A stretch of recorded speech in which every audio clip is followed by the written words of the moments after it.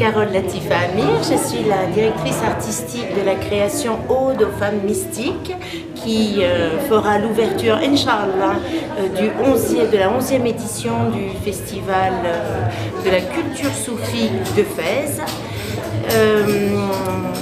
À travers cette ode aux femmes mystiques, nous avons insisté en fait sur le patrimoine culturel qu'est le soufisme, un patrimoine à protéger. Et d'ailleurs, c'est finalement le but aussi de ce festival, c'est de se rendre compte de la richesse de la culture soufie. Et c'est une culture qui appartient à chacun. Au-delà de l'islam, au-delà du soufisme, c'est un patrimoine pour l'humanité. D'un point de vue littéraire, nous avons en fait fait un choix qui était d'insister plus particulièrement sur la vie d'une femme qui est celle de Rabia el-Adawiya, cette sainte femme née au 8e siècle en Irak, parce qu'il n'était pas possible de toute façon en un spectacle de parler de toutes les femmes mystiques. Nous sommes allés puiser avec Leili Anvar dans les textes en persan, notamment Fariduddin Attar, ce grand mystique du XIIe siècle, et qui justement raconte la géographie, la biographie de Rabia el-Adawiya. Et nous avons en fait aussi puisé dans une œuvre majestueuse qui est celle d'Ibn Arabi, et notamment le seul recueil de poèmes qu'il ait écrit, qui est le Tarjuman el-Ashwaq, l'interprète des désirs. Au niveau musical, avec Françoise Atlan, qui est la directrice musicale, nous avons insisté sur la richesse du patrimoine, non pas uniquement fassi, mais du Maroc. Donc vous allez trouver ce soir le patrimoine soufi au féminin avec Raoum al-Baqali et la Hana Chefchaouia, exactement. Et également Baharounda avec la musique Rarnati qui nous vient donc d'Espagne, de Grenade. C'est un mélange de culture.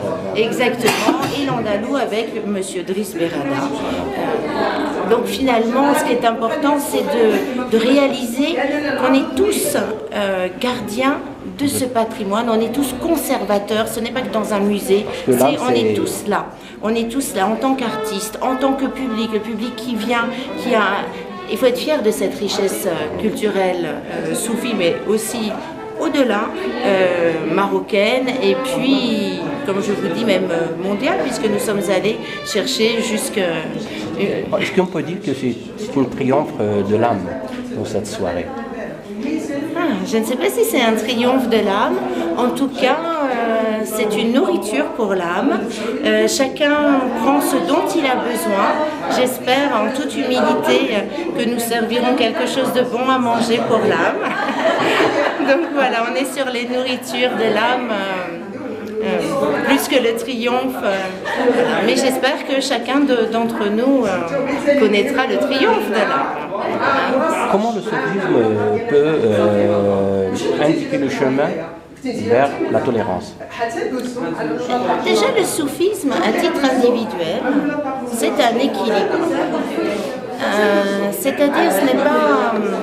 On avait posé une question au Shir al-Alawi, le fondateur de l'Alawiya, donc une confrérie du siècle dernier, en lui disant « Mais Shir, est-ce que tous les hommes qui sont autour de vous vont devenir des Insan el-Kamil ?»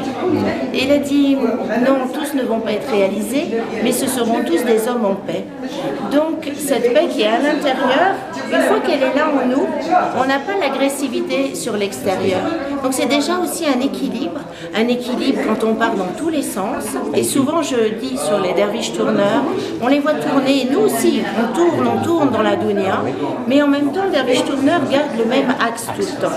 Et le soufisme, pour nous, un titre aussi individuel, c'est garder cet axe. Et cet axe, c'est un axe de bienveillance, de paix, vis-à-vis de soi, mais surtout vis-à-vis de l'autre. Parce que c'est l'autre qui est une baraka, c'est pas nous-mêmes.